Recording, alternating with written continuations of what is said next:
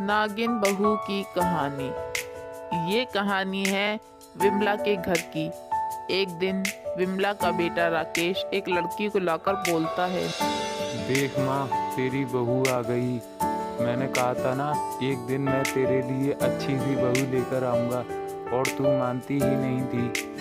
देख आज मैं कितनी सुंदर बहू लेके आया हूँ। अरे हो गया तेरा, तू ले तो आया बहू, लेकिन मेरे अरमानों का क्या? मैंने तेरे लिए जो इतने अरमान सजाए रखे थे उन पे तो तूने पानी फेर दिया, और तू जाने कहां से मुंह उठाकर इसे उठा लाया। अब मेरी इज्जत का क्या होगा? मैं क्या कहूंगी कि मेरा बेटा किसी ऐरी गैरी लड़की से शादी कर लाया है। बेचारा चुपचाप खड़ा रहता है, लेकिन विमला का गुस्सा सर पर चढ़ जाता है। वो कहती है, चले जाओ अब मेरे सामने से, मुझे अभी तुम लोगों से कुछ बात नहीं करनी है। जब विमला वहां से चली जाती है, तुम परेशान ना हो, मेरी माँ इतनी भी बुरी नहीं है कि तुम्हें स्वीकार न करें। मुझे पता है कि वो एक ना एक दिन तुम्हें ज़रूर स्वीकार करेंगी। मैं उनकी आदत से वाकिफ हूँ, वो तुमसे ज़्यादा देर गुस्सा नहीं रह सकती। तुम उनकी खूब सेवा करो, एक ना एक दिन वो तुम्हें ज़रूर स्वीकार करेगी। अब जाकर तुम आराम कर लो, थक गई होंगी, और तुम्हें घर की जिम्मेदारियां भी तो संभालनी हैं, और मेरी छोटी बहन का भी ख्याल रखना है। जाकर अब तुम आराम कर लो। अगली सुबह राकेश की बहन प्रीति पल्लवी से कहती है, भाभी आप परेशान मत हो, मुझे मालूम है माँ आपसे नाराज़ है, लेकिन तुम फिक्र मत करो। माँ अब तुमसे ज़्यादा दिनों तक नाराज़ नहीं रह पाएंगी, क्योंकि अब तुम हमारे ही घर का हिस्सा बन चुकी हो। भाभी क्या तुम हमारे लिए कुछ खाने के लिए बना देंगी, क्योंकि मुझे बहुत ज़्यादा भूख लगी है, और माँ जी की भी दवाइयाँ देनी है, इसीलिए आप खाने के लिए बना दें। मैं माँ जी की दवाइयाँ उनको देकर आती हूँ, और हाँ थोड़ी सी खाना अपने लिए भी बना लेना, क्योंकि मुझे मालूम है आपने कुछ नहीं खाया है। बेचारी पल्लवी फिर सारे घर की साफ सफाई में लग जाती है। उसे अपनी माँ को खुश करना था, क्योंकि उसके ऐसे आने की वजह से विमला बहुत ज़्यादा नाराज़ थी। उसे खुश करने की कोशिश में वो दिन रात लगी रहती। एक दिन विमला ने अपने घर में सांप देखा, जिसे देखकर विमला चौंक गई और बहुत ज़्यादा डरने लगी। विमला की तो जैसे हालत ही ख़राब हो गई। विमला कहती है, अरे मेरे घर में सांप कहाँ से आया? मेरा घर कोई जंगल में तो नहीं जो ये सांप वहाँ से आ गया हो? आखिर ये घर में आया कहाँ से? मेरे तो बच्चों को भी खतरा है। मुझे तो तुरंत ही पंडित जी को बुलाना होगा, और वही कुछ बताएंगे आखिर ऐसा क्या वजह पड़ गई कि मेरे घर में सांप आ गया, और वो भी इतना बड़ा, इतना काला नाग। ये देखकर विमला तो बहुत ही ज़्यादा घबरा जाती है, और वो फौरन ही पंडित जी को बुलाने का फैसला करती है। पंडित जी को फ़ोन करने के लिए विमला अब अपने घर की बैठक में आती है। वो फौरन ही पंडित जी को बुला लेती है। उधर पंडित जी भी जल्द से ही आ जाते हैं। विमला पंडित जी से कहती है, महाराज आज मेरे घर में बहुत ही ज़्यादा बड़ा और काला सांप निकल आया, मैं क्या करूं? पंडित जी कहते हैं, तुम्हें घबराने की ज़रूरत नहीं विमला बहन, मैं तुम्हारे यहाँ नाग देवता की पूजा करा देता हूँ, फिर जो भी होंगे वो सब तुम्हारे घर से निकल जाएंगे। लेकिन तुम्हें इस बात का ख़ास ख्याल रखना है, जब तक तुम्हारे घर में है वो सांप है तो तुम्हें और तुम्हारे घर वालों को सतर्क रहना होगा। बेचारी विमला ये सुनकर तो और ज़्यादा डर जाती है। पंडित जी कहते हैं, मैं हवन की तैयारी करूँगा। विमला कहती है, पंडित जी ये हवन आप जितनी जल्द से जल्द हो सके उतनी जल्द रख लें, क्योंकि मैं नहीं चाहती मेरे परिवार पे कोई खतरा आए।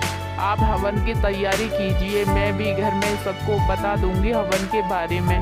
फिर पंडित जी वहाँ से चले जाते हैं।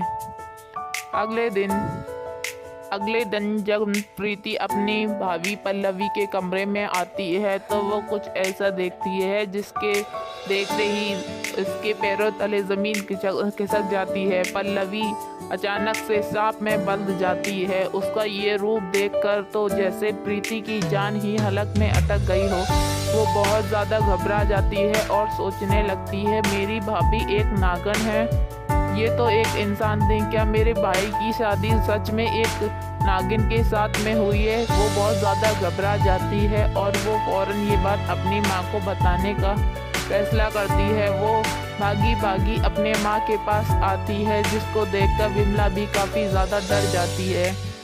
जब प्रीति अपनी माँ के पास पहुँचती है तो अपनी माँ से कहती है, माँ तुम्हें पता है क्या भाभी एक नागिन है। मैंने उन्हें अपनी आंखों से उनके कमरे में सांप बनते हुए देखा है, जिसे देखकर विमला चौंक जाती है।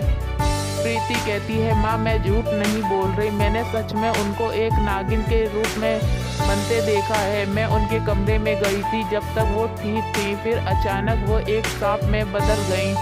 माँ अगर तुम्हें यकीन नहीं आता तो मैं तुम्हें ज़रूर बताऊंगी। फिर अगले दिन भी प्रीति अपनी माँ को यही यकीन दिलाने की कोशिश करती है। इस पे विमला कहती है, प्रीति तू पागल तो नहीं हो गई। माना मैं पल्लवी से नाराज़ हूँ, इसका मतलब ये नहीं कि तू उसके बारे में अनाप शनाप बातें करे और मैं तेरा यकीन मान जाऊँ। ऐसा कुछ नहीं है, मेरी बहू बिल्कुल पूरी तरीके से इंसान है और आइंदा ऐसी हरकत करने की कोशिश नहीं करना।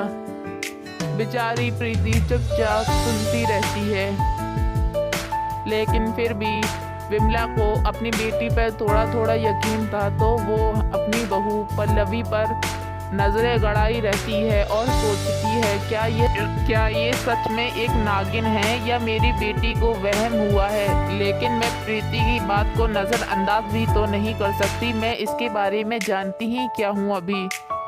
जब प्रीति अपनी माँ को पल्लवी के कमरे में लेकर जाती है तो पल्लवी जो अपनी आंखों से देखती है उसे खुद विश्वास नहीं होता, क्योंकि पल्लवी पल भर में ही एक नागिन का रूप ले लेती है, जिसे देखकर विमला के तो जैसे पैरों तले ज़मीन ही खिसक जाती है। उसको यकीन ही नहीं होता कि उसकी बहू एक नागिन है, जिसे उसका बेटा ब्याह कर लेके आया वो एक इच्छाधारी नागिन।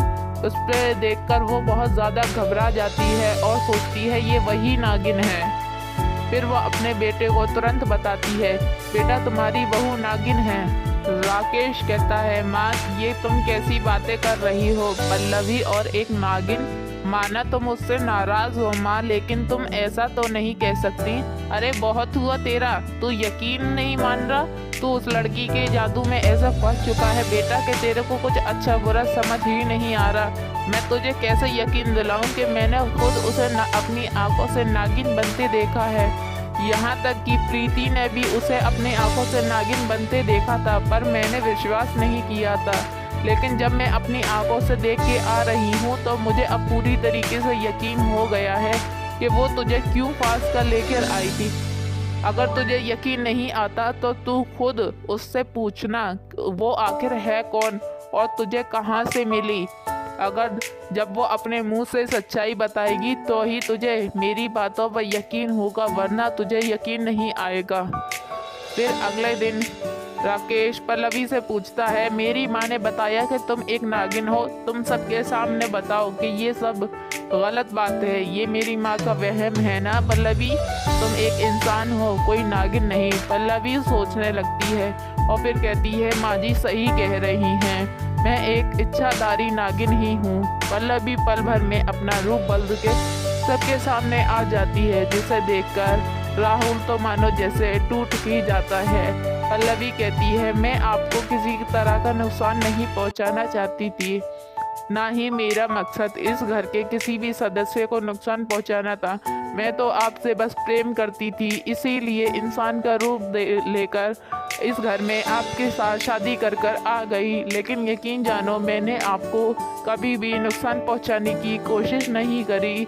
मैं किसी को भी नुकसान नहीं पहुंचा सकती। हाँ ये सच है कि मैं एक इच्छाधारी नागिन हूँ, लेकिन इसका मतलब ये तो नहीं कि मैं इच्छाधारी नागिन हूँ तो सबको नुकसान पहुँचाऊँ। मैं सच में किसी को नुकसान नहीं पहुँचाना चाहती, लेकिन मुझे पता है आप मेरी बात का अविश्वास नहीं करेंगे, इसीलिए मैं अब ये घर छोड़कर जा रही हूँ। जब पल्लवी घर से बाहर निकल आती है तो कहती है, क्या मैं इन्हें सच में एक नुकसान पहुंचाने आई थी?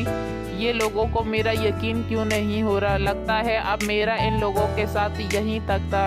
अब मुझे अपना सफ़र अकेले ही तय करना होगा।